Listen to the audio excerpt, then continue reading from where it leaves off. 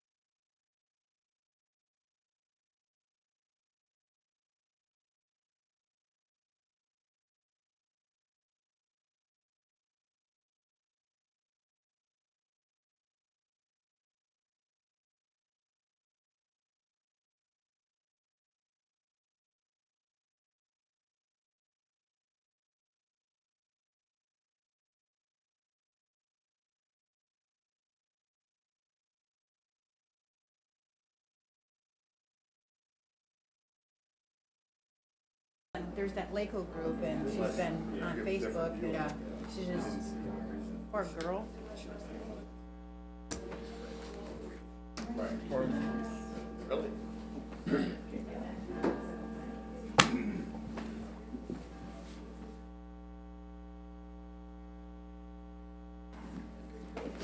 New phone?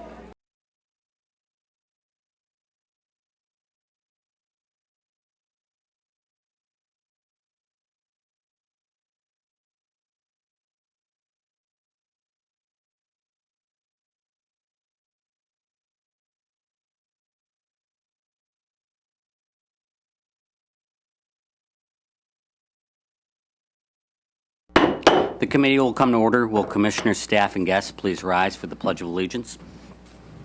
I pledge allegiance to the flag of the United States of America and to the republic for which it stands, one nation, under God, indivisible, with liberty and justice for all. Limited public comment at this time. Any member of the public wishing to address the board may do so for up to 3 minutes.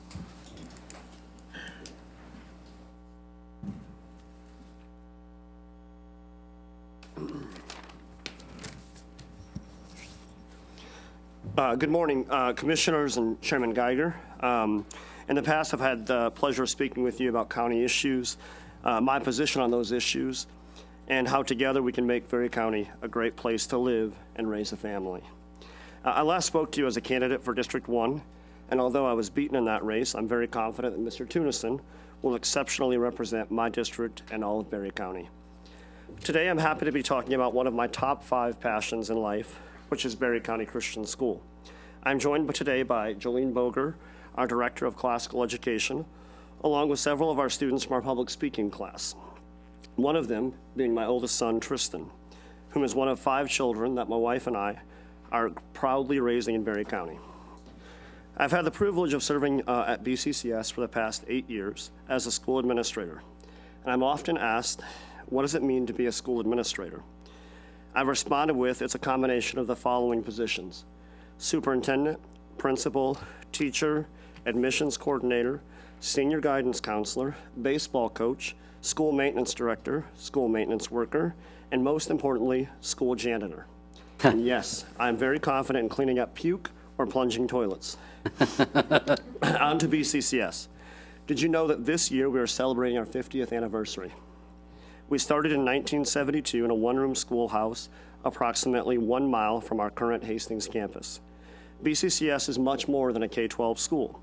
This past year, we opened up a campus outside of Middleville, Michigan, which is also a K-12 school.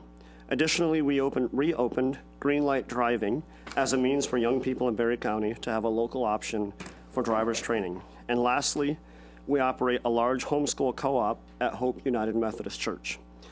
BCCS is unique in that we offer classical methodology to our students. And in the past 2 years, over 12 families have moved to Berry County from as far away as Virginia and Colorado as they desired to move to West Michigan, and specifically chose Berry County as having a classical school option that was an important part of raising their children. BCCS is also unique in that over 35% of our families that currently attend live below the poverty line. We don't have a financial donor that covers these costs. We work diligently to live within our means and provide an excellent education. A misnomer about BCCS that I believe is important to bring up is that we are not, nor do we strive to be, the anti-public school. We have a very strong relationship with our local public schools and Berry ISD. There are multitudes of studies that show that educational options, both public and private, are great for communities. Currently, BCCS Hastings has 165 students, where BCCS Middleville has 46 students. Our homeschool program will impact 85 homeschool students, and Greenlight Driving will instruct over 350 students in safe driving during this school year. As an organization, we have just under 40 full-time and part-time employees, 95% of which reside within Berry County. We are proud to be a part of the Berry County community. I appreciate your time. Thank you. Thank you. Is there further public comment today? Come up here, come to the microphone. Have a seat, please state your name, and you will have 3 minutes. My name's Bob Hanley. I reside at Pine Lake, and we're here to vehemently oppose the initiation of this drain project on Pine Lake. Back in Labor Day, when we finally got some notification after 2 years that this project was going forward, we initiated a petition around Labor Day, which was difficult because it's a seasonal lake and a lot of people have already left. We get more every day, but right now we already have over 220 homes represented and approximately 350 signatures against the project. In our opinion, this project was started falsely by a show of hands at a meeting. I just watched a video where Jim Dull was asked in a meeting if he went to get a petition, and he said no. He made some comments about how difficult it was or whatever, talked about this being a lake level project, and talked about our lake level being 890.5 being a normal lake level. I myself have spent some time with Jim and went to Berry County, the drain office downstairs, and read all the old legal documents, and the 890.5 or 0.6, I forget which it is not the normal level, it's the legal low level. In 1993, there was a lawsuit that threw out a legal high level. Someone was trying to establish that, which in a way with this drain project, that's what they're trying to do. Approximately 20 homes are currently at any kind of threat, even if the water went back up to the highest level it had ever been supposedly in history, which was about 2 feet higher than it is today. Most people dealt with their issues that occurred back at those high levels back in 19 and 20 by improving their properties either via seawalls or backfill or whatever. There are approximately 20, I don't even think the number's that high, that refuse to do that. So instead, we're going to go forward and spend, the estimate in 2019 was $3 million. I've heard some other lake level projects like Crooked Lake started out at an estimate of 2. They're currently at 6.7. We assume a similar increase would happen. We don't even care really about the money. Most of us have money, but we feel this is going to, from a historical basis, once this level is set, this drain is going to environmentally destroy our lake. That's why we have the petition, and that's why we're against it. Thank you. Thank you. Is there further public comment?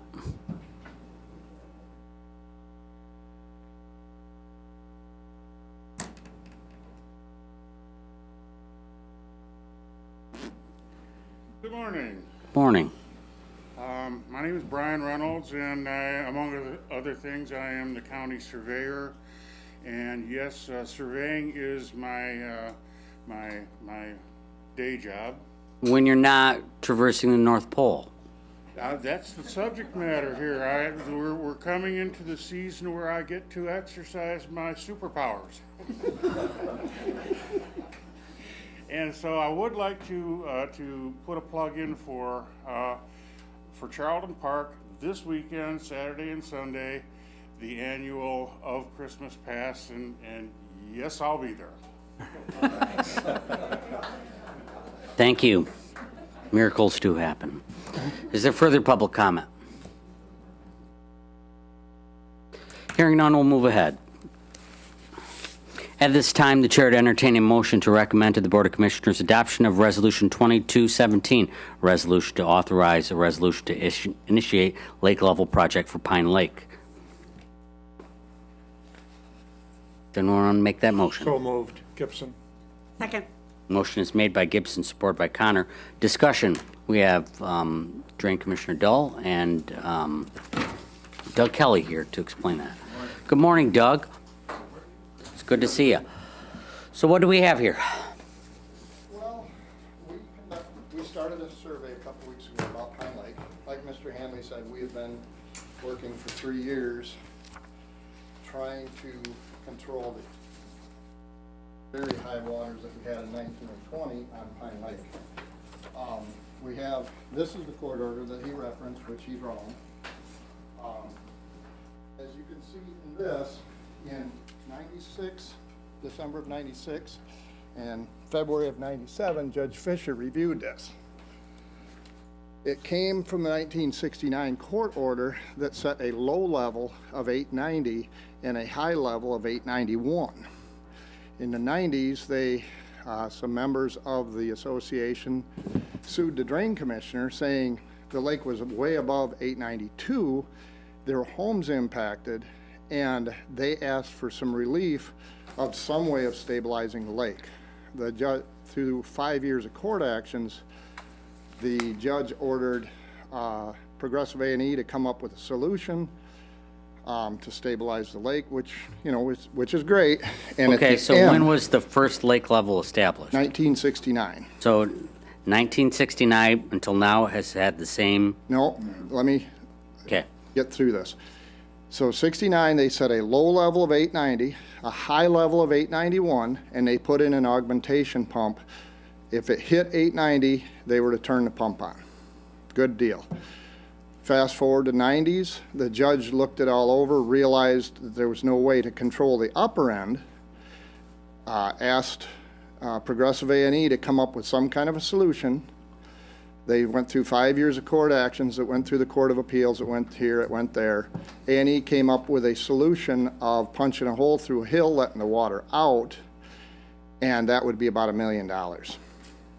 The judge reviewed everything, said there's less than 5% of the properties impacted, so we're not going to do anything. Instead, he took the high level of 891 off, and as you can see in this paper, he left the low level of 890 and said a normal, quote-unquote, level of 890.5. So he just split the difference. Well, he just took the high level off, and so it leaves the upper end open. He didn't fix anything. So you just said the normal level is 890. 890.5. In 19, the lake level was 894.4, 4 feet above that. We have since started conducting a survey of people saying, okay, 30 years has passed. Do people think 890.5 is a normal level and should be left that way? Or should that be reviewed by the courts? So far, we've got 91 out of 640 surveys back. 19 of them say yes, 890.5 is good for us. The other ones all ask for something higher, ranging anywhere from 891.5 all the way up to we don't care how high it gets, which is, okay. So we're asking if the commissioners want to send this back to the courts to review it and get something that is closer to what people want, a higher level that is at least more sustainable. Second of all, this resolution not only would have the courts review it, there isn't a gentle way of doing it. You got to start the whole process over. I asked Doug, I said, can we just adjust a little? You can't. You got to go back through this whole thing. The other thing is, from our records, we have a new special assessment district that Tammy has. We don't know where it came from. There should be 630 properties in the district. The only ones that are getting a bill are 530 of it. Because if you don't go through the courts, you can't reset the district. So that's the other thing that this resolution would do, is allow the courts to consider if other lands should be added to this system. So that's in a nutshell. So you're not proposing this resolution doesn't propose a specific lake level. It initiates the process? That's all it does right now, because the DEQ's asked us if we get our drain system in, what level we want, and we submitted at 892. That any water above that, it would start taking it off. But we haven't finalized that. We'd like to have the courts and the people to weigh in on it and say, hey, this is more what we'd like. We don't live on the lake. So I don't know if 892 is the best level, 893 is the best level, 890, I don't know how many people are flooded out at what level. And I would just say, simply put, the court does two things. It will hear testimony from anybody who is interested, including the state of Michigan, the engineers that are hired, and the people that live on the lake, and the court decides the lake level. It's really that simple. And the court also has the ability to correct the assessment roll, so those benefiting will actually pay, and those who have no benefit are out. I mean, we've got a roll that's incorrect right now. We've got some people on there that shouldn't be on there. And I don't know where this roll came from. I don't know how old it is. Maybe 20 years old. I don't know. But there's no shortcut to doing that. And really, if people want a different lake level, they get notice and they're welcome to come and testify and say this is what we prefer. So it's relative. I mean, given You know, nothing's ever simple, but that's a simple way of putting it. The court decides two things, the level and the special assessment district. We'll go into questions and comments from commissioners. Start with Commissioner Campbell. Hey, lucky. It just seems to me like it's been an awful long time since this subject's been addressed. And it appears to me like it's the way to go, that revisit it. And with the passing of time and everything, lake levels change, everything changes out there. So I think it's due to be reviewed. Commissioner Jackson? Several questions. Is there a difference between the lake level project and the drain project? The drain project would basically set, well, not a high level, because, I mean, our thought is if we put a pipe in there and it starts drawing the water off at, say, 892, I've talked to the engineers, I said, if we get a 6-inch rain, which according to the data we've collected, they get it about once a year, that would not stop that lake from going up that 6 inches. It would just draw it back down. If it's a 24-inch pipe, it would draw that water back down in 19 days. If it's a 15-inch pipe, it will take it off in 39 days. So you're still going to get a fluctuation above that. By physics, you cannot hold that lake at one certain spot. It's like the Gun Lake Dam. Vivian will attest that they get a big rain, it takes a while to dump that water out. So this would be getting a quote-unquote normal, which is statute, the way they're supposed to set lake levels. And of course, it won't stop if we have a big evaporation. Like typically that lake evaporates about 12 to 14 inches over the summer. This would also allow the courts to review if, when the lake gets to a certain level, should the pump be turned on when the lake is above 890. Right now, there's no direction on that, other than at 890 it says turn the pump on. Okay. And I don't believe anybody on that lake likes 890. Just mention the jurisdictional issue. I mean, I'll try to make it simple. Really, lake levels allows jurisdiction to sort of set the lake level without having to get with drain projects. You got to get easements and over people's properties, but it gives us the jurisdiction, not us, you, the county, through your delegated authority, to set that lake level without concern about the riparian rights of the lake level or the lake front owners.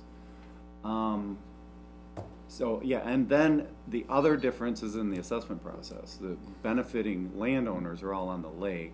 With a drain project, it's wherever the water's coming from. You know, you've seen these districts, so it's a little different. So I guess to rewind, I don't know if that was in 1990, the judge set a quote-unquote legal lake level of 890.5. Is that correct? 97, yeah. In this, he says the normal level should be 890.5. Roughly With- 25 years ago. Yeah. It's And- on the last page. All right, and 96. did they, at that point, they didn't do anything with the drain No. that they were instructed to do, or Oh. that they had debated doing? Yeah, they discussed. Okay, so back to my question: is the legal lake level and the drain project tied together? Yes. Because when we Well- when we rewind this to 19. I have several friends on Pine Lake. My phone rang a lot. Like you said, the water was 4 feet high. We toured some of those projects, and there was a lot of angst on why weren't we doing something now to eliminate the problem. Fast forward, 3-4 years ahead, Mother Nature's done her job. Yep. Water levels go up and down. We don't know when a high water cycle is going to return, obviously, again. So, but that was my one question. So is the legal lake level kind of a precursor to the drain project, or is this a separate? It would be, it's kind of hard to split the two. The drain project would prevent the real high flooding issues. The normal level is more, how do I say this Well, without. let's see. These are good questions, Steve, or Commissioner Jackson, excuse me. Because we've been through this with a couple other ones, right? I mean, these drains are flowing through lakes and connecting lakes, and they're almost inextricably entwined with each other because we're controlling water. But one is one statute that, and then the drain project special assessment district will be different. I don't know if this is helpful, than the lake level. The lake level is just the owners on the lake. Maybe, Okay. I don't know, there was a boat shop might benefit from it, something like that, across the street, or a party store or something, whatever. The drain project is going to have a district that is contoured with the high, based on the GIS maps and where the high level, and every happy little drop of rainwater that winds up going into that drain, that lands in the land, those people will be in that district. So there's two districts. There may be overlapping in some instances, and that happens all over the state. But the benefits are different, so. So at this point, there is no expense to initiate a court action, which is, I think, what you're saying. Initiating a review of the court action, there is no expense for Pine Lake residents for a judge to review this. There will be a cost, because anytime you go back to court, you have certain costs. I don't think Every that's lake what he's level. asking. What's that? I don't think that's what he's asking. At this point right now? At we this do- point, is there an expense charged to the Pine Lake residents? Or if we're passing a resolution to initiate a review, Yeah. There will be, there'll be some expense. correct. Either way, there will be expenses. Yeah. One is, we're stuck with this old junky roll that doesn't work, and then we'd have to assess it to that. But if we correct the roll through a court action, then we can fix that problem just for the benefiting property owners. Okay. Yes, there would, anytime we go to court, there's a cost. Will there be a public hearing? Yes. So residents have the opportunity to put input into this before an excessive amount of money, and I say excessive, maybe it's $10,000. I don't know what a court action's gonna cost, but They will definitely get notice of the court hearing, so they get their opportunity to come and provide testimony there. I don't know if there's any planned, like, scope meeting or anything, but we've had meetings. I guess we could do one, but I don't know if there's, anything planned, or there's no statutory requirement other than the court hearing. I'll Well, say it that way. How and- about that? as you guys both know, because we've been through this, this is our third lap around the track, it Yeah. seems like. So, Taboo. there's considerable interest in this project, and there's considerable angst. Yeah. So there are people on both sides, and I think it's important that their voices are heard. Yeah. So I don't know how you do that as the drain commissioner without having a public hearing or getting input. I've read some of Mr. Hanley's comments. There seems to be growing concern about the drain project. I'm not sure how the two tied in together. I know they're very concerned about the expenses going forward.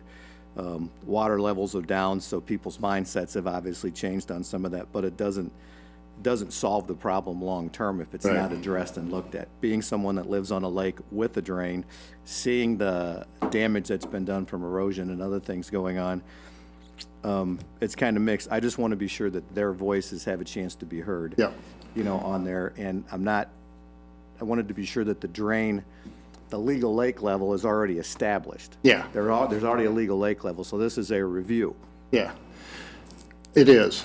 The problem is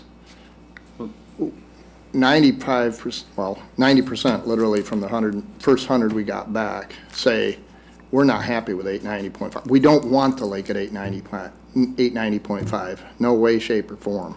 And as it says on line 1, the normal lake level of Pine Lake shall remain 890.5 above sea level. The delegated authority, which is us, and we get our power from you, shall maintain that lake level.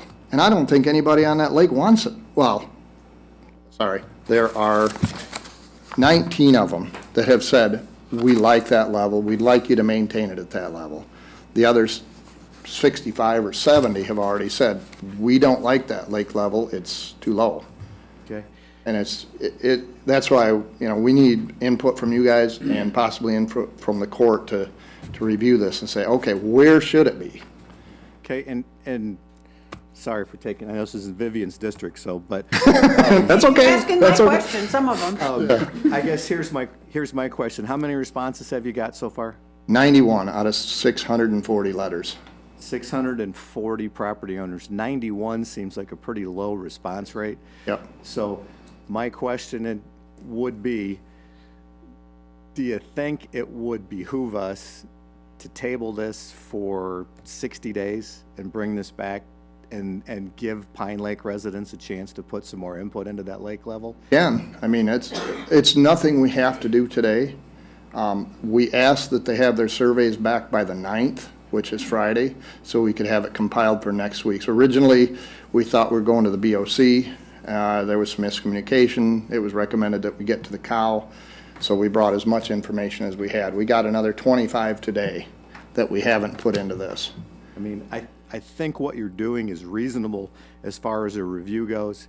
And if a court looks at it and says we're going to maintain it, it's not going to be a considerable expense to anybody in the assessment district for the legal lake level. I would just like to see a bigger sample size before we move forward with it, to see what the input is, because it seems like at 15% or 18%, that's pretty low. Yeah, it is. So I'd just like to see more input from Pine Lake residents before you move forward with it. Yep. Is that fair? That is 100% fair. That's why, like I say, we asked them to have them back by the 9th, and hopefully we'll get more this week, but I don't. That's why, going through this process, getting the feedback from the commissioners and, possibly people know that we're doing this. That's the problem. Anytime we do surveys, if we get 25% of the people responding, that seems to be a good deal, and which is terrible. You would hope that they would take more interest in it. Are there markers in the lake showing? 4 of them. There are 4 markers in the lake. There was confusion, and I had to call some of the people because they didn't, The answer is yes, they've been there for several months, correct? no, about a month. About a month? What we did, let me find it in here. I'm just the lawyer. Is the lake frozen now?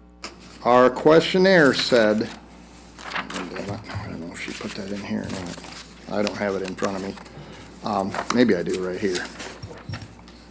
This is where people confused. So I had to make follow-up calls and make sure that they understood what they were looking at. And about the location of the markers? No. We said the legal lake level is 890.5. Please go to the staff gauge to see where the level is now. And those, pretty much every day, has stayed at 892.6. And some of the responses we got were, yeah, we like it. But it didn't tell me they like the legal lake level or they like the level that the water is at. And so the follow-up calls, I had a number of them, I called them, I says, let's clarify this. Are you happy with 890.5 as a normal level? Or are you happy with the water level that you saw at the gauge? And most of them said, well, yeah, we like it, right where it says on the gauge. They didn't read the numbers, even though it says 893, 892, and 894, and every 1/10 increment. So the water level is at 892 Right now, So it's 2 feet 892.6. above Yeah, the legal lake level. yeah. And we've got some of the people are still having problems, but most of them seem to be having adjusted their issue, or they're not complaining anyway. So, and it's been that way it was earlier this year, it was 893 plus. It's come down to 892.6, and I can't tell you why it was lower a month ago than it is now, because it's actually come up a little bit, but I don't know why. This is the evaporation time. This is when it should be going down, so it's bizarre.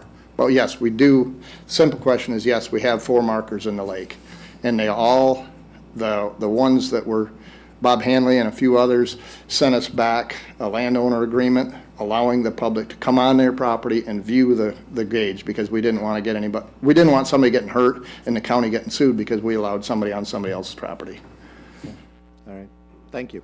Yep. Commissioner Connor? I have a question about the assessment. If we don't do the action to reset the lake level, that is the only way to get the assessment roll. Good morning, Ted DeVries at Pine Lake. I know you're watching. He brings this up at the Prairieville Township meetings. He's a trustee there. And he brings this up all the time, that the roll needs to be fixed. Correct. And the only way to do that is with a court action. Is that right? Correct. With an asterisk. With an asterisk. Okay, to change the boundaries, we need the court action. Okay. But we can follow a different statute and have hearings to change the percentages that exist. And my understanding is that the existing roll is got land that shouldn't be in there and is missing land that should be in there. The only way to fix that is through the court action. Well, I do know that he is insistent that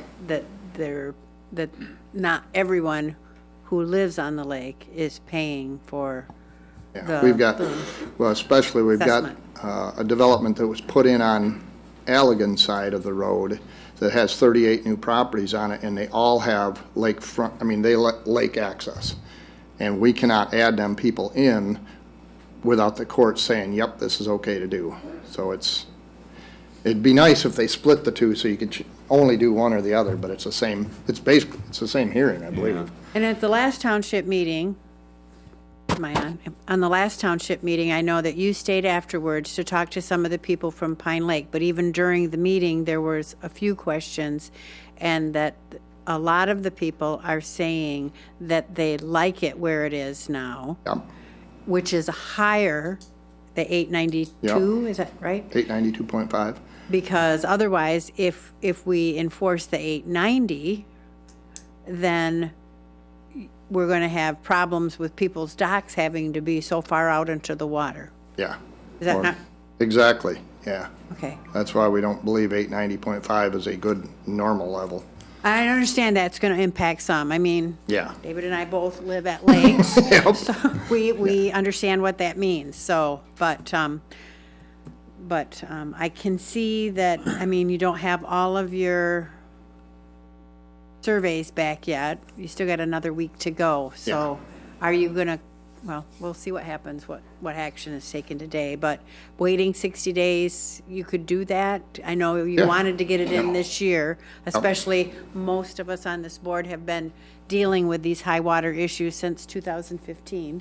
So I know that, and we, three of us will be out of here at the end of the year. So that's all my questions. David handled most of them, but thanks. So, Well, it's nice to have lake people on the commission David knows. me too. And people have been through, you guys have all been through Who's this. got a pond? I think he counts, though. I'd be in favor of the 60 days to get more information. That's all I have. Commissioner Smelker?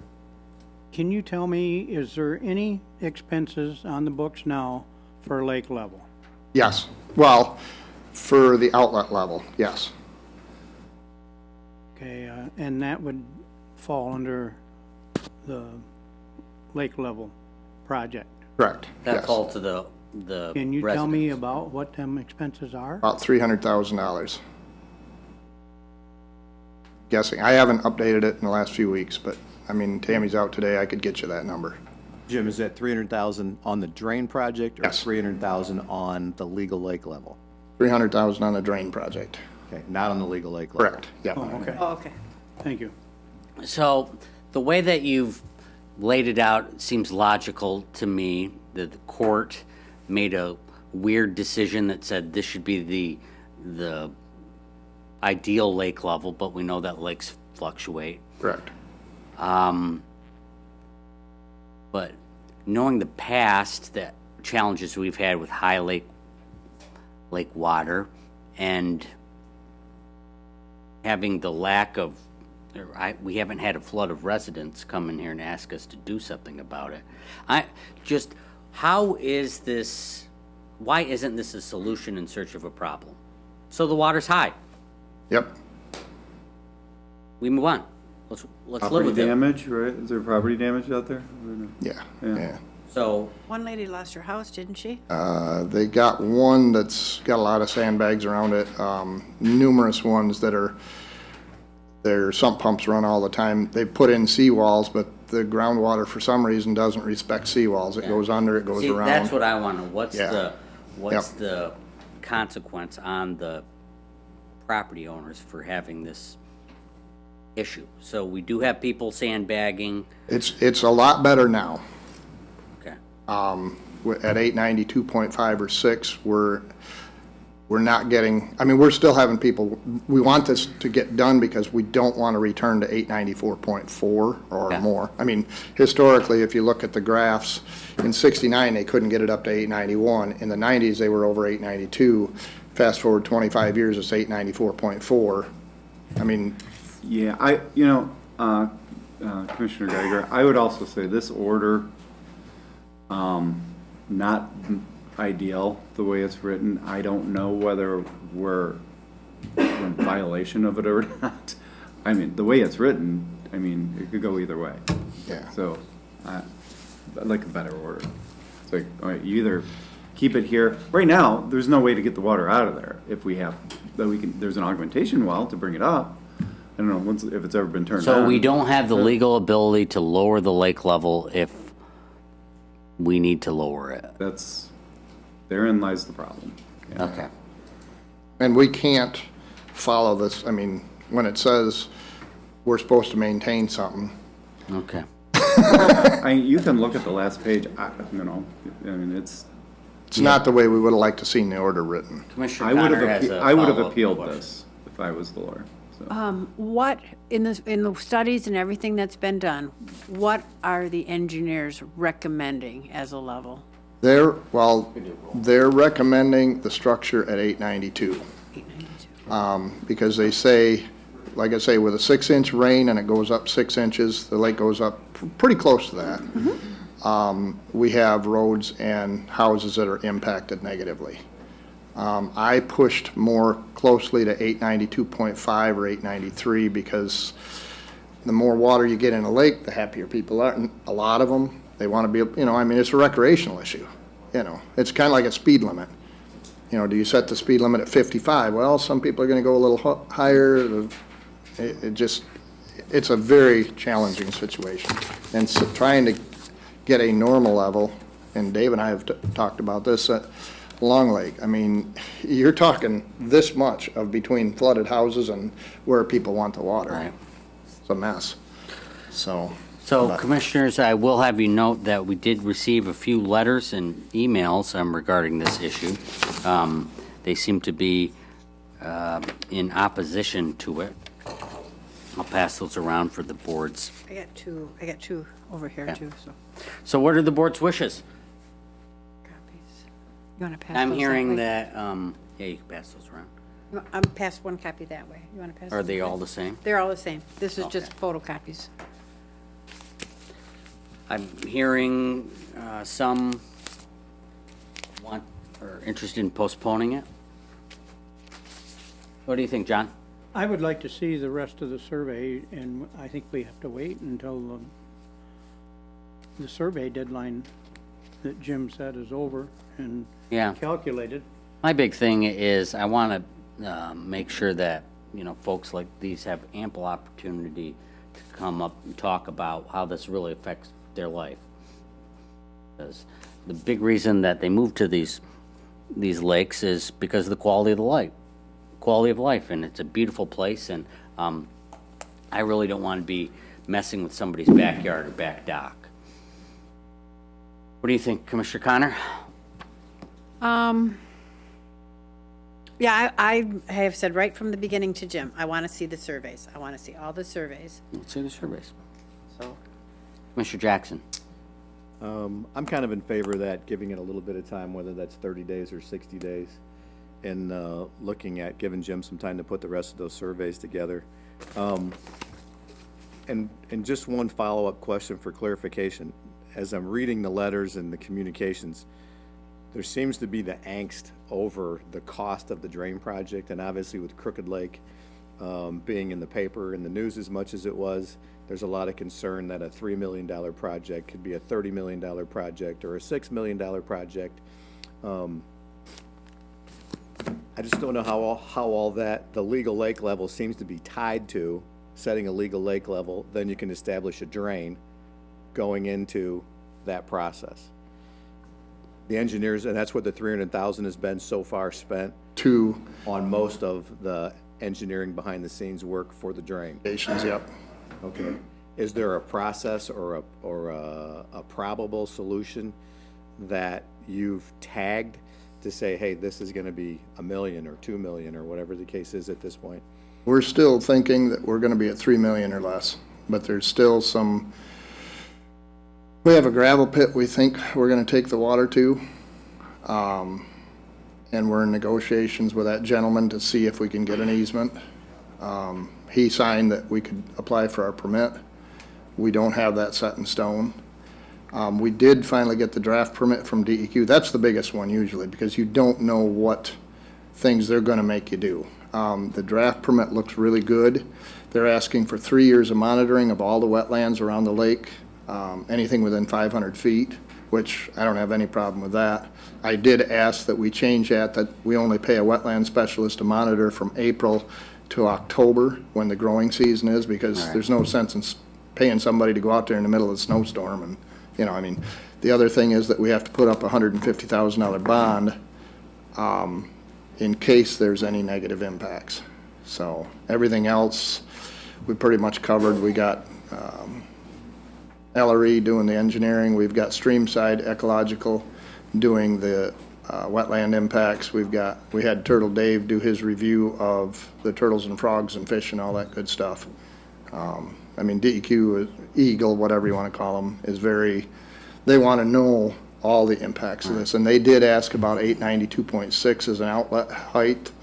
892.6 on NAVD 29 is the same as 892 on the new NAVD 88, and they said, okay, yeah, that kind of makes sense. You know, that's the ticklish part of all this stuff. You know, you're doing 60 years later and trying to get all the numbers to match. So Sure, we can get you. And and one of Mr. Hanley's questions was their concern about environmental destruction on the lake. Yep.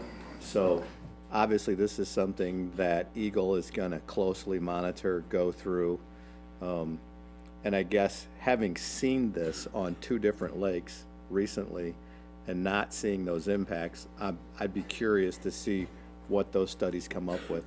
If there's something on Pine Lake that's different than the other lakes, or there's different dangers involved in it, but that's all in process. We've already done all that stuff. You've already done all that. What we believe, like I say, Mike Nurse, he's ex-DEQ. He's reviewed all the stuff. Turtle Dave, and I don't know how to spell his last name or say it even. Their recommendations were to get the lake down somewhere around 892, 892.5. The biggest one was Blanchard's cricket frog, which is endangered in this area. They felt that the high water level, the bullfrogs got too busy and ate all the Blanchard's cricket frogs. That's what he came up with. So his recommendation is to get around 892, 892.5 for all the wetlands, because that's where it's been off and on for the last 20 years. Okay. All right. Thank you for the input. Yep. Appreciate those. I would be in favor. I would just support giving this a 60-day, 30-day, 60-day reprieve. Let the rest of the surveys come in and let the folks at Pine Lake be heard. So All right. that's my recommendation or my thought. That recommendation would be valid, but this Board of Commissioners only has the authority to do things through December 31st. So, that being said, the chair would entertain a motion to postpone the item indefinitely. So moved, Gibson. Support, Smelker. Motion by Gibson, supported by Smelker, to postpone the item indefinitely. Is there discussion? Hearing none, all those in favor say aye. Aye. Opposed, nay. The item's postponed. Thank you. Thank you. Let's do the next Have item fun, real kids. quick, and we'll take a break. And At this time, the chair would entertain a motion to recommend to the Board of Commissioners approval of the 2022 revised apportionment report for Berry County. So moved. Support. Motion is made by Smelker, supported by Gibson. Discussion. Good morning, Mashaya. Good morning. Merry Christmas. Merry Christmas. So this is a relatively simple matter. We approved the apportionment report in October, as is required by law. But at the November elections, we had two townships in one school district that passed a ballot measure that impacted the 2022 tax levy rate. So this is the revised report that includes those revisions. Any Any questions? discussion? It's pretty cut and dried. Hearing none, the question before the committee is to recommend to the Board of Commissioners approval of the 2022 revised apportionment report for Berry County. All those in favor say aye. Aye. Opposed, nay. Motion carries. Thank you. Without objection, I'd like to take the last item for on the agenda and do it now before we take a break. I would like to change the meeting on the 20th and change the time to 6 o'clock p.m. I know I have some time constraints. I got to get back to school.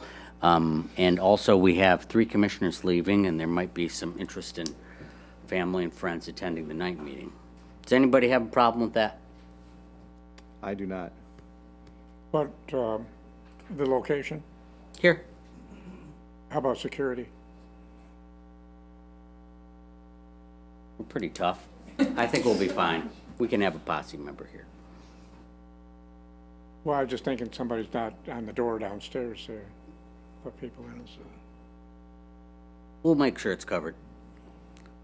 All right, if there's no objection, the meeting for the BOC, meeting time for the BOC meeting on the 20th is moved to 6 o'clock. All right, without objection, we're going to take a 5-minute recess. Hearing none, the board's at recess.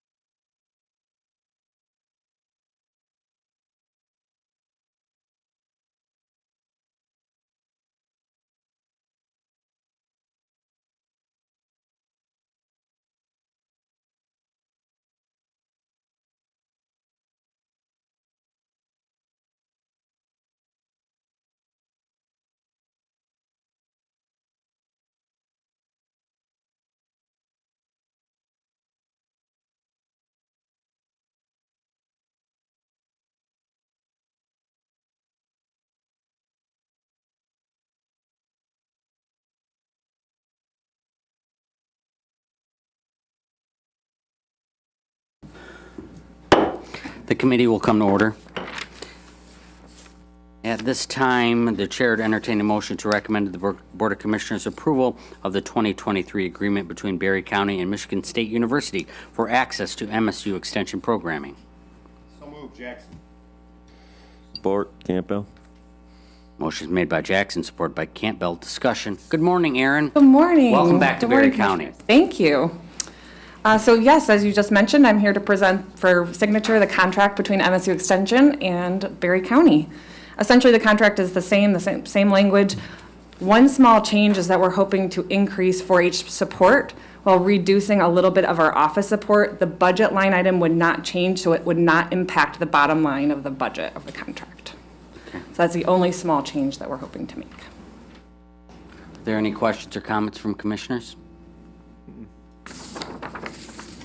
Commissioner Connor? Okay, thank you. So last year was, was $129,125, and this year you're actually asking for less, because I was concerned about, with the rate of inflation, if I think that last year when we presented that number, it included the $2,500 that includes the phone line, which actually doesn't come into our contract line. And Luella and I worked on that, and we removed it from our contract before it went to full signature. This year, that number has been removed because it's not part of the contract with MSU Extension, but it is part of the line item in the Berry County budget. So it's basically our contract plus the phone line, just $2,500. Okay.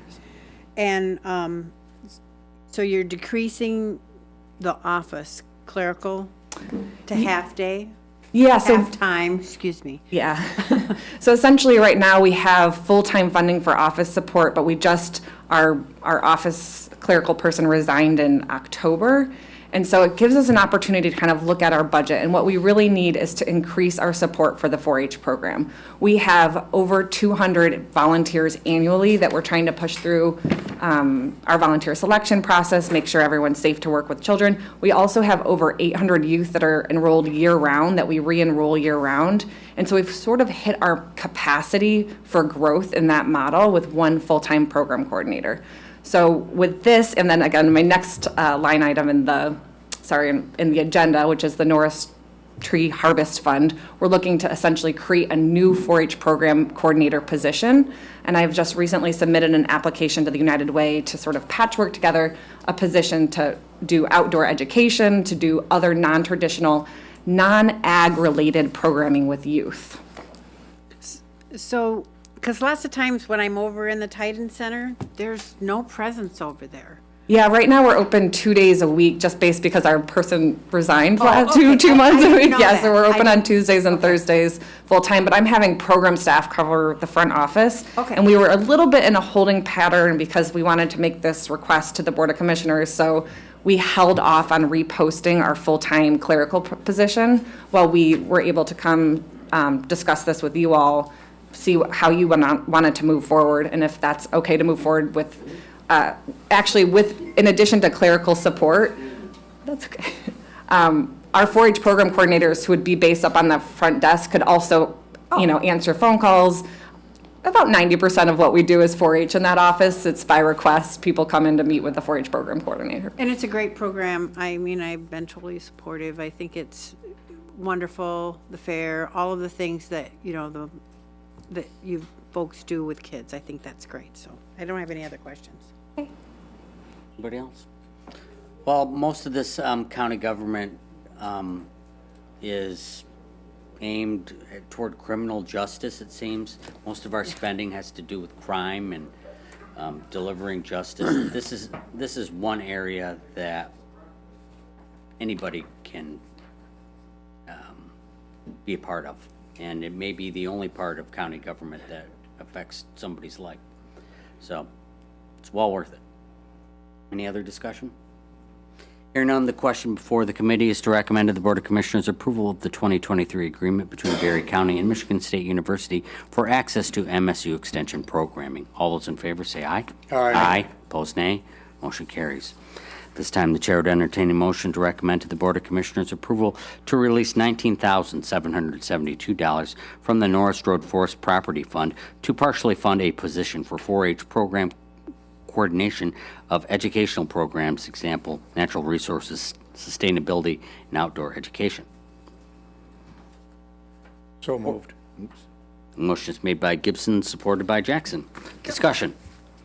Great. Well, similarly to what I just said, we are trying to put together funding to hire a second 4-H program coordinator. This funding through the Norris Road Forest Project there's a resolution passed in 2009. Essentially, this is money managed by the county. The county acts as the fiduciary, but the money management, oversight, budget, and budgeting of the property is the responsibility of Berry County 4-H, and it's to be used for outdoor education. The property was the resolution asked that the property be used as a living classroom. So we're hoping to use some of that funding to create outdoor education with our 4-H program. So we would patchwork together sort of the second 4-H program coordinator position to do that work with this funding. Any discussion? What's the balance of that fund right now? $43,000. And typically, how much do you spend out of that a year? Zero. Zero. This is the first time we're requesting, in my tenure in this position, funds out of that account. And essentially what I thought was we could create a position for 3 years just based on the current balance in that account. And then, every time the trees are harvested, it drops more money into that account so we can elongate the program based on, what we're seeing. But we're also working to secure other funding through the United Way and through other means at Michigan State just to make sure we have active funding streams coming in. Thank you. Any further discussion? Hearing none, the question before the committee is to recommend to the Board of Commissioners approval to release $19,772 from the Norris Road Forest Property Fund to partially fund a position for 4-H program coordination of educational programs, an example, natural resources, sustainability, and outdoor education. All those in favor say aye. Aye. Opposed, nay. Motion carries. Thank you. Thank you. At this time, the Chair would entertain a motion to recommend to the Board of Commissioners approval to enter into the 2023 grant agreement with the State of Michigan, LARA, for continuation of the remonumentation program in Berry County and to authorize the grant administrator to sign the grant application and agreement on behalf of Berry County. So moved. Second. Motion is made by Smelker, supported by Connor. Discussion. Good morning, Andrew. Good morning. I have some papers. Grant application for 2023. Thank you. So to anybody that's new in our audience or new to county government, remonumentation is figuring out where the survey lines are. Where the corners are. Where the corners are. Back in the 1830s or 1840s, Yep, somewhere in there, 1830s put to a pile of 1860s. rocks. And now we gotta go back and make sure they're all. Carved stakes, etc. Yes. So in essence, this is a request to initiate the 2023 remonumentation application and procedure to sign the contract with the state of Michigan. This year, Berry County has $62,639 allocated to us, and we have slated 42 corners for our 7 surveyors to complete, or 7 companies to complete. Questions or comments? Hearing none, the question before the committee is to recommend to the Board of Commissioners approval to enter into the 2023 grant agreement with the State of Michigan, LARA, for the continuation of the remonumentation program in Berry County and to authorize the grant administrator to sign the grant application and agreement on behalf of Berry County. All those in favor say aye. Aye. Opposed, nay. Motion carries. Thank you. Thank you.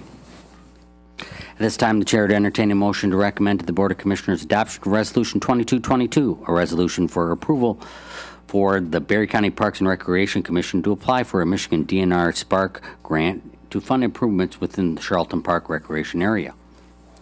So moved, Gibson. Support Jackson. Motion is made by Gibson, supported by Jackson. Good morning, Dan. Good morning, everyone.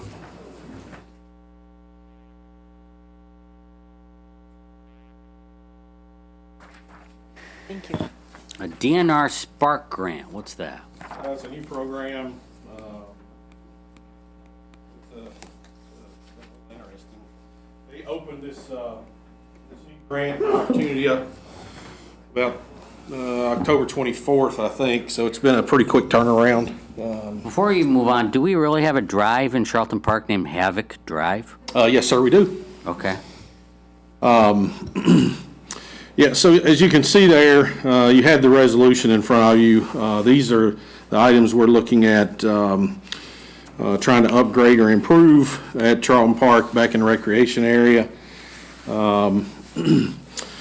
And I'll just kind of run down them from at the top. The beach improvement, essentially, that's a project that was completed back in the late 70s, early 80s. You know, we've continued to do the maintenance on that, but the retaining wall that was put in is given way, particularly on that south side. We want to go in, expand that, open it back up, put in a new retaining wall, replace the sand, do some improvements on the landscaping, make some improvements in the parking. Parking lot, again, was put in late 70s, early 80s. Today's vehicles are a little bit larger, just in terms of the crew cab trucks and SUVs. Than the 70s cars? I mean, I know, I'm you going. guys. Well, so you think about Volkswagens, those types of things. So we're just looking to widen the parking lot out, make it a little more user friendly. And then with both of those projects, we would put in some poured sidewalks and include accessibility as a part of the overall improvements there.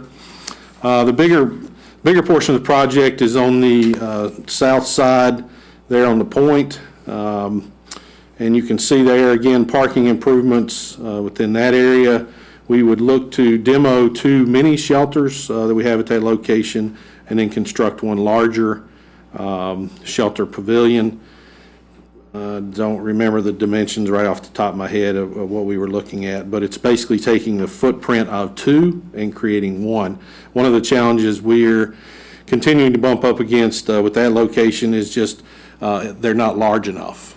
Most of our family reunions, picnics, and use of those 2 items, what people are doing is renting both because the size of their groups are too large. So for our operational standpoint, and they both are in need of repair, I guess is the best way to put it. We've got some issues with both structures. We were looking to potentially demo them anyway and or try to make some improvements. The posts are all rotten, the concrete's all busted.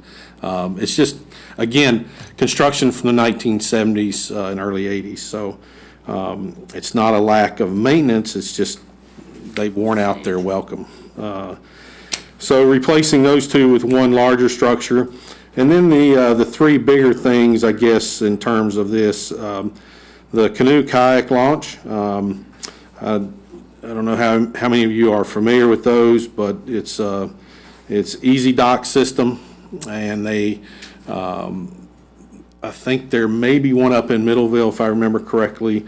They're kind of the new model that's being put in across the state and really across the U.S., and they allow for the transfer out of a wheelchair into a canoe or kayak. And not only that, they're actually pretty nice for anybody, any age, to utilize. It makes the transfer into the floating device just a lot easier.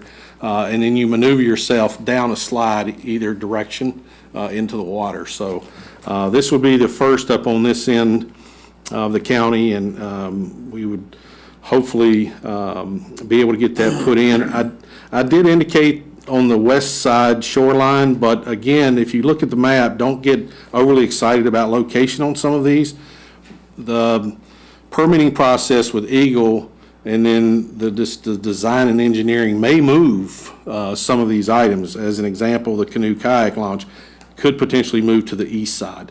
We're not necessarily concerned about that part as we move through the application process. It's just identifying what it is we want to do. And then the other, right now we have a handicap porta-john back there in that location. It is not a location that can service water and sewer. So what we're actually hoping to do is mimic what we've done there at McEwen Bridge Park and utilize one of the prefabbed vault toilets in that location. So And then lastly, some type of small play structure in support of the picnic pavilion shelter at that location. So I'll answer any questions if you have any. This program, again, it came out October 24th. We've been working on it since, just trying to secure numbers. And my understanding on this, it closes the 19th of December. And what Michigan DNR has told us to this point is they do plan to make a decision in January, which is typically unheard of, that quick a turnaround. Most of their application processes take about a year. So we're going from a year process to 30 days. I don't know how that's going to work. It's not for me to figure out, but, and they are doing 3 rounds. The first one to be awarded in January. They have not released the dates on the next 2 rounds. But I will tell you, it'll be highly competitive. The webinar that I sat in on with the DNR, there were 1,000 other people sitting in on the same webinar. So we're anticipating it being pretty aggressive in terms of applications, and we thought it would be a good opportunity to address some of the items that we had already previously identified within our master plan work. So, Any questions? No questions, but if you get this grant, I'd like to see you use local labor if possible. Yeah, I mean, we typically, you can ask our board, we typically shop in town first anyway. Most all of my estimating work was from a local contractor that we've typically used for the last 50 years. So and I'm not going to release any names, but his family is the one who did the original grant on this in the 70s. So they're familiar with the project and location. Commissioner Connor? Thank you.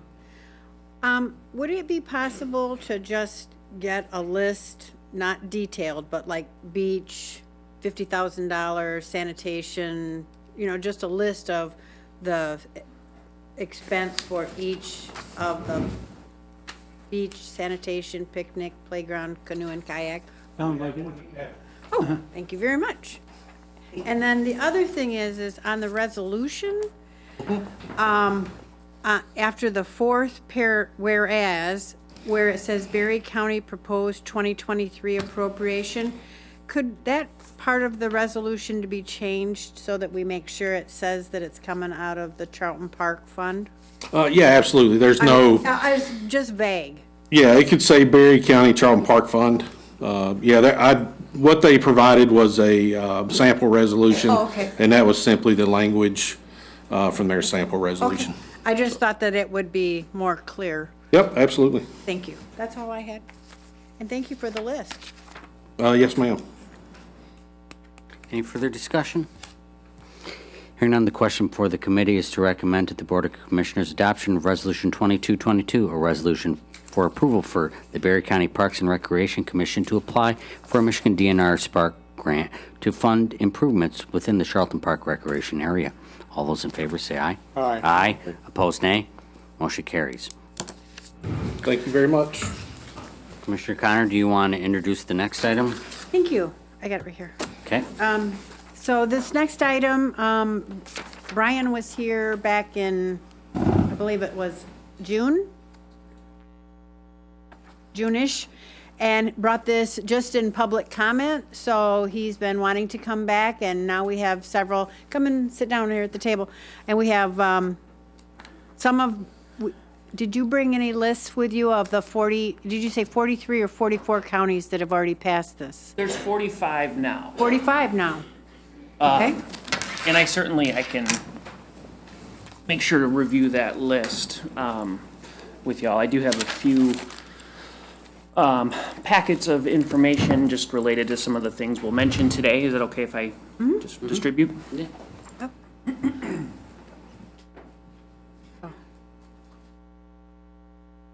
I'll share with Ben.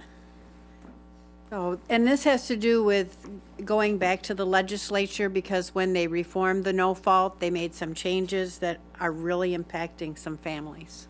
Yeah, correct. Obviously, thank you, Commissioner Connor, for helping to get us here today, and also thank you to Chairman Geiger for allowing us to be here, and other commissioners who have reached out after the fact, after our public comment a while ago.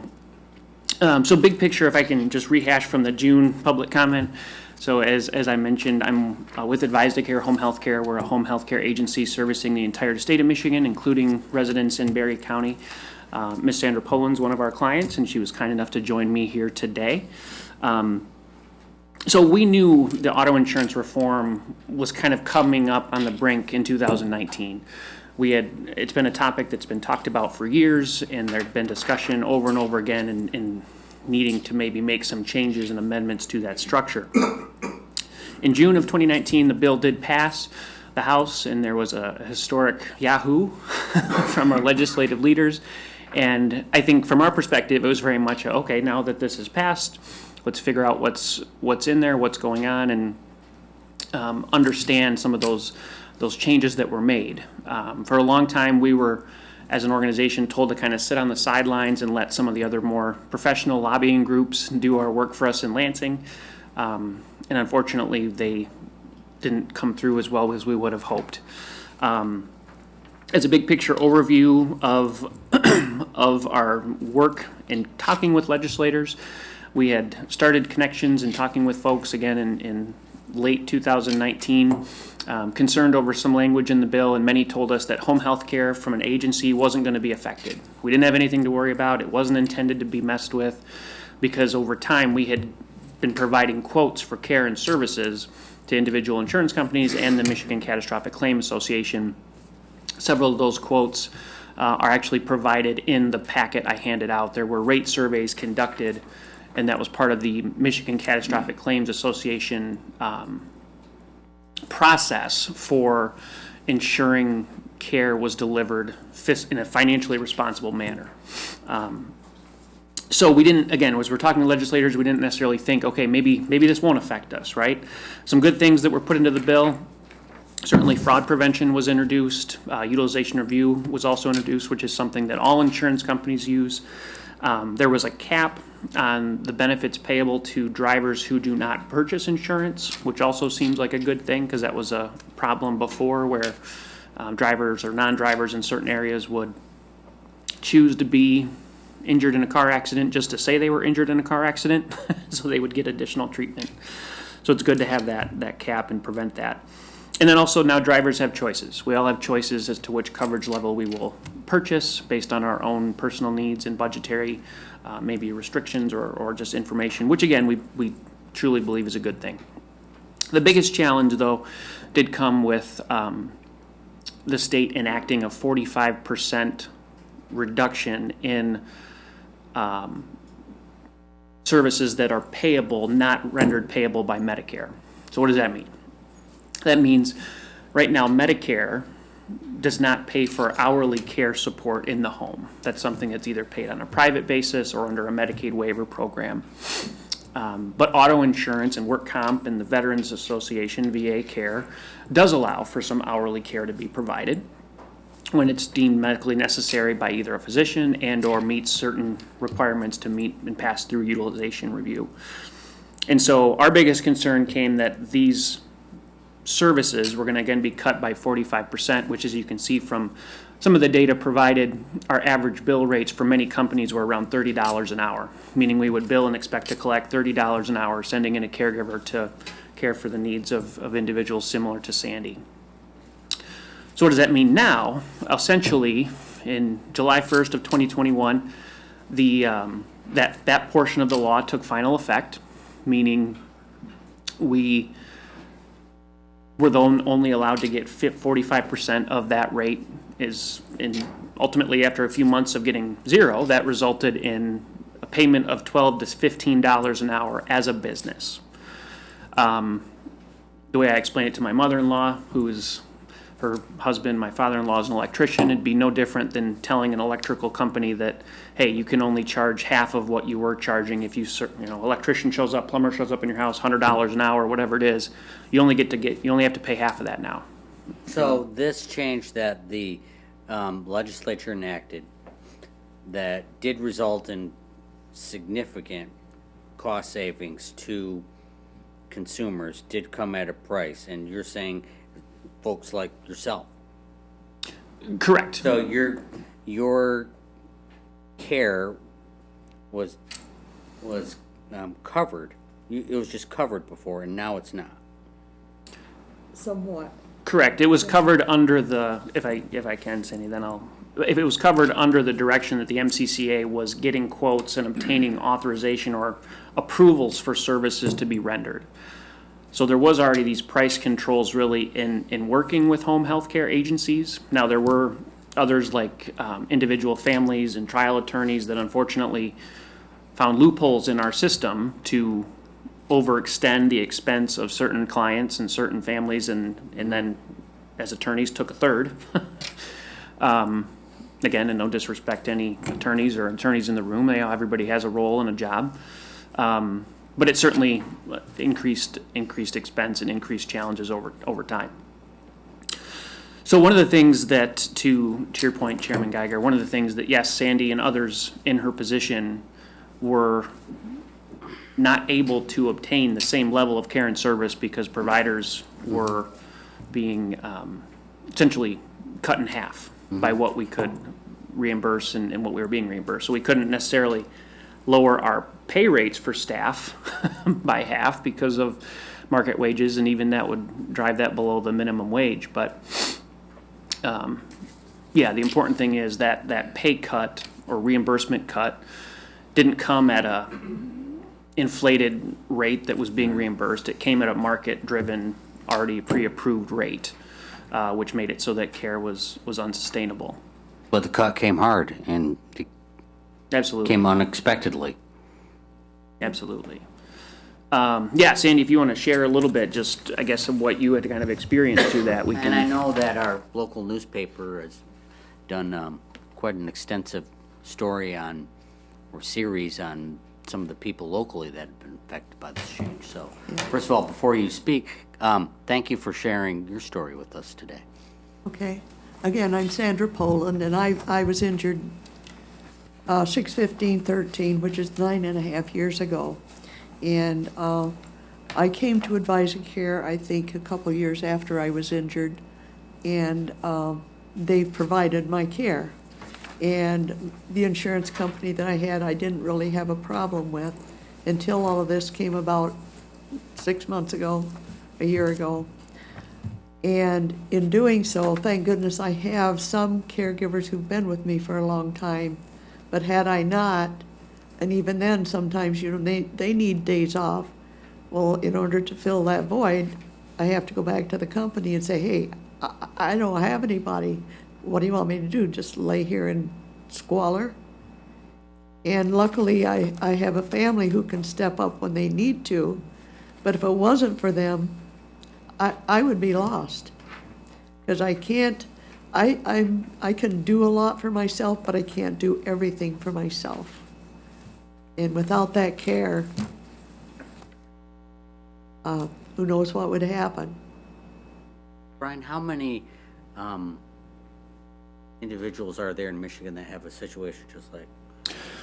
Yeah, thank you, Mr. Chair. Approximately, there's around 20,000 people in our state that are in situations similar to Sandy's. And one thing that's important to add, this was kind of brought up through the court in our state court of appeals, and is now a decision also sitting before the Supreme Court. Our court of appeals did rule that drivers who had purchased contractual policies before this law was changed should not be put under duress because of now this amendment or change to the system, right? So I guess I'm not an attorney, but contract law is saying that somebody like Sandy who had these agreements, had care established, should not be then taken away from midstream, so to speak. Which is thankful, because I will tell you guys, I know when I was here in June, we weren't at that point yet, but literally the day that decision was handed down by the appellate court, we were having conversations, and Sandy, I think, even knows this, that we were looking at how do we have to discharge families because we were broke from sustaining the care of 300 or so families across the state. Thankfully, again, that decision did happen to protect clients and families like Sandy's, but now we continue our advocacy because anybody now selecting any unlimited medical as a part of their auto policy, there's not a care network that can sustain that cost cuts in the home. So as we look to a legislative fix, it is a smaller pool now of people that this is even looking at, yet still seems like from a consumer advocacy standpoint, if many of us are continuing to purchase, and maybe you are, maybe you're not, but if you're choosing to buy this coverage now, it seems as if you should be able to get what you pay for, heaven forbid you need to use it. And that's where our continued work and dialogue comes from as we continue this at the state level. So this resolution that you're proposing, Vice Chair Connor, it's a resolution to urge the legislature to really fix this. Yes. Auto no-fault reform to bring back the level of care for individuals that have suffered catastrophic injuries. To take a look at the law again, and we all know, I mean, from being on the COA, people do better when they can stay in their homes. That's not just the elderly, it's also young people. I mean, but how many people, because of this change, have had to go to facilities? Do you know that number?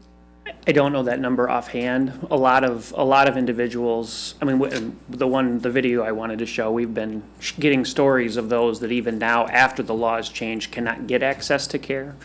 And that was the video I was hopefully going to be able to show. I know I have it on my computer, I just don't think it'll be up on the front if you guys would want to see that, or we could take a look at that. But, yeah, the number of people who have been actually displaced, I think, is hard to note, but certainly most all of those 18 to 20,000, and then through that calculation, we believe there's at least 3 people a day who are actually catastrophically injured in a car accident that need this support after they leave the hospital. So it's kind of now 3 people a day, right, that are maybe buying a coverage and will then need to use it to stay home or to have the resources available to be at home, but while not also requiring their loved one to quit their job to take care of them. I think that's what we saw a lot of, actually, Commissioner Connor, is that families,